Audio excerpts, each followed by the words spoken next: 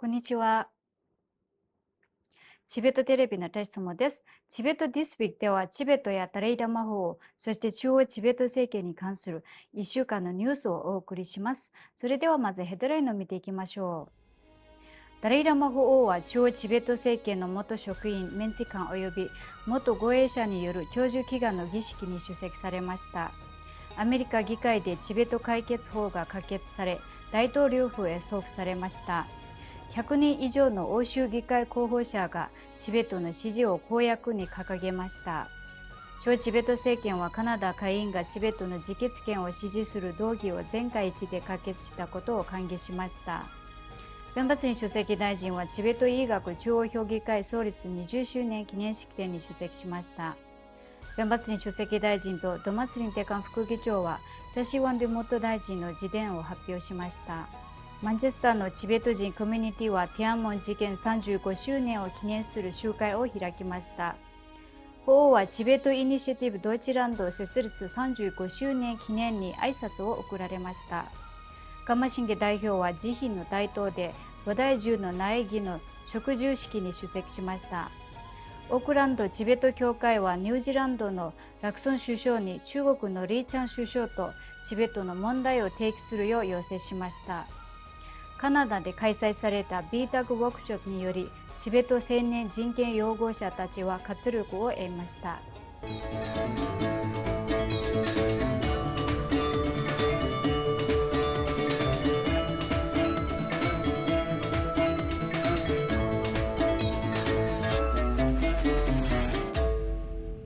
今週火曜日、中央チベット政権の元メンバーや職員、メンツィ官、そして元ボディガード協会の代表者たちの3つのチベット人グループがダレイラマ法王に長寿供養を捧げました。法王は演説の中で110歳まで生きることを再確認され、仏法修行者に対し菩提心という目覚めの心を思い起こし、利他的な悟りの志、教務への理解を深めることで、人々の人生を価値のあるものにすることができると助言されました。式典には3つの講演グループからの1900人の参加者を含め、約7000人が出席しました。今週水曜日、アメリカ議会下院はチベット解決法の上院の法案に対する一時停止動議を可決し、法案が成立に向けて前進しました。下院は391対26で修正法案を承認しました。法案は最終承認のためにバイデン大統領の事務所に送られました。今週火曜日、法案提出者の下院議員、ジン・マッガバン議員とマイケル・マコール議員は、法案を紹介し、ビル・キティング議員とともに法案への投票を促しました。Any resolution must include the wishes and voice of the Tibetan people. Tibetans are a democracy-loving people who wish to practice their religion freely and have their own wishes and desires acknowledged. I'm proud to have played a small part in supporting this dream for the Tibetan people. I want to thank Senators Merkley and Young, who passed this bill unanimously through the Senate. And I encourage all my colleagues to push back against the CCP's oppression of the Tibetan people and vote in favor of this bill. And with that, while Beijing employs these tactics to suppress Tibetan culture, it simultaneously propagates disinformation about Tibet and its history. H.R. 53 calls out Beijing's oppressive tactics and relentless disinformation campaign. This bill reinforces our unwavering support for the Tibetan cause and calls on PRC to engage in genuine dialogue with Tibetan representatives. It also strengthens the Tibetan Policy Act of 2002 by enhancing our public diplomacy efforts to counter PRC disinformation about Tibet. I encourage my colleagues to join me in supporting this bill, and I reserve the balance of my time. A vote for this bill is a vote to recognize the rights of the Tibetan people, and it is a vote to insist on resolving the dispute between Tibet and the People's Republic of China peacefully, in accordance with international law, through dialogue and without preconditions. So I urge my colleagues to please join me and the distinguished chairman of the Foreign Affairs Committee, Mr. McCall, in sending these important messages in solidarity with the Tibetan people. 6月6日から9日にかけて行われた欧州議会選挙に先立ち、欧州議会で4月9日に開始されたオンラインキャンペーン Europe for Tibet は、当選した場合に欧州議会でチベットを支持するとの公約を100に上えるという目標を達成し、この度終了しました。EU 加盟16カ国の115人の候補者がチベットを支持しました。さらに多くの政党がチベット関連の諸問題について立場を表明するアンケートに回答し、その立場を明確にしました。チベット事務所ブリュッセルのリンジンゲン官代表は、このキャンペーンの成功は国際チベット支援団体 PTAG メンバー SFT およびチベットコミュニティの積極的な参加によるものだと述べました。ブリュッセルのチベット事務所、欧州議会のチベットインタレストグループ ICT が主導したこの共同オンラインキャンペーンは、ロンドンとジュネーブのチベット事務所および ITN の支援を受けて行われました。今週月曜日、カナダ下院はチベットの自決権を支持する動議を全会一致で可決し、チベット人は民族として、また国家として、この基本的権利を有していると主張しました。この動議は中国によるチベット人の組織的な文化的同化を非難し、ダレイ・ラマ法14世の生まれ変わりを選定することを含め、外部からの干渉を受けることなく、経済的、社会的、文化的、宗教的政策を自由に選択するチベット人の権利を確認するものです。この動議はケベック州によって提案され、ケベック州のラクサンジャン選出のアレキシス・ブリネル・デュセブ議員が下院に提出しました。中央チベット政権のペンバツニ主席大臣は、自身の公式プラットフォーム X に投稿し、指導者とすべての政党の支持に感謝の意を表しました。今週月曜日、チベット医学中央評議会は創立20周年を記念し、ペンバツニ主席大臣のご臨席のもと、評議会の発展と功績を記した出版記念会を開催しました。主席大臣は基調講演の中で戦略的計画の必要性を強調し、チベット医学中央評議会の機能を効率化するための適切なガイドラインを作成する必要性を訴えました。また、生産性を向上させ、必要な資源を提供できる個人や機関、組織などの潜在的な協力者を見つけることをメンバーに呼びかけました。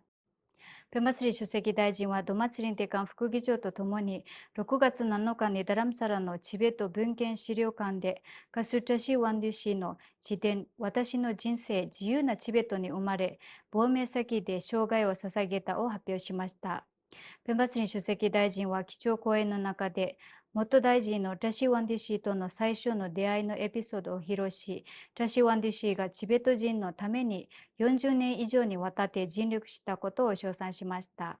ドマツリンテカン副議長もまた、ラシ・ワンデュ元大臣のチベットのために生涯をかけた献身と奉仕をたたえました。また、ダレイ・ラマ法王14世の上下に従って自伝を執筆したことを称賛しました。情報国際関係省のノジルマ大臣と中央チベット政権の秘書、ダレイ・ラマ法長の秘書、元高官や官僚も出席し、出版記念イベントを盛り上げました。天安門事件から35周年を迎えた6月4日、マンチェスターのチベット人コミュニティはセントピーター広場で支援集会を開催しました。このイベントには香港、台湾、グルジア、ウイグル人コミュニティ、ウクライナが集まり、それぞれが先制と侵略に反対する姿勢で団結しました。同様にチベット人コミュニティは香港出身のアーティスト、メイユク・ウンがマンチェスターで開催した天安門の母から香港、チベット、ウイグル、台湾の娘たちへと題する展覧会を支持しました。6月8日、チベットイニシアティブドイツランドはドイツのベルリンで創立35周年を祝いました。チベットビルの天神中山氏は祝賀会に集まったチベット人の前でダレイ・ラマ法からのメッセージを読み上げました。メッセージの中で法王はチベット文化の保存と促進に対する揺るぎない支援を含めたチベットのための確かな貢献に対してチベットイニシアティブドイツランドに感謝と敬意を表しました。ドイツにおける第一のチベット支援団体であるチベットイニシアティブドイツランドは、自由と正義を求めるチベット人の運動と団結するために1989年に結成されました。チベット事務所キャンベラのカマシンゲ代表は6月9日、オーストラリアのベンディゴにあるすべての人のための慈悲の大舞踏で行われた神聖な菩提樹の苗木の植樹式に出席しました。このイベントはスリランカからオーストラリアに持ち込まれた史上初の正真正銘の大菩提樹の苗木の植樹を記念して、慈悲の大塔と菩提ダンマビハラ・ビンディゴの共催で行われました。オークランドチベット協会はニュージーランドの首相に書簡を送り、中国のリーチャン首相がニュージーランドを訪問する際、チベット問題を取り上げるよう要請しました。オークランドチベット協会はニュージーランドの首相に対し、中国に騙され、中国の道徳的で倫理的な堕落に加担しないよう求めました。同協会は中国政府による大規模な水力ダム建設計画に対するデギ県のチベット人の強制移転と抗議行動、厳しい政治的弾圧、社会的差別、経済的阻害、環境破壊、文化的同化、そして現在チベットで行われている中国が憲兵に注意を喚起しました。カナダのチベット人青年と米卓メンバーの人権擁護、スキルとツールを向上させることに焦点を当てた2日間のワークショップが開催され、チベットの人権擁護活動においてグローバルな舞台でチベット人青年の声を上げる重要な一歩を踏み出しました。チベット事務所ワシントンのナムギャチュル代表とツルトゥルンギャズ中国連絡官、そして情報国際関係省のチベット擁護部の天津君地職員が研修兼ワークショップを主導しました。ワークショップではエリオットスクール国際問題研究所の教授であるラシ・ラッゲ博士、アリフ・バリナ閣下の事務所で選挙区アシスタントを務めるプンツォ・ワモ氏、カナダ商工会議所国際政策部長のガフェル・コンザ氏、カナダチベット委員会事務局長のシレプティチン氏が講師を務めました。各広報担当者はチベットの力、カナダ議会の概要、チベットの友人議員連盟の意義と役割、カナダ議会におけるロビー活動の集団、企業の利益と人権擁護の利益との一致などについてプレゼンテーションを行いました。今週月曜日、ビータグカナダは地域チベット青年会議、フリーチベット学生連盟などのチベット NGO と緊密に協力し、オタワでのロビー活動に参加し、カナダ議会でチベットの偉大な支援者である名誉ある国会議員たちと面会しました。これで今週のニュースは以上です。チベットテレビをご覧いただきありがとうございました。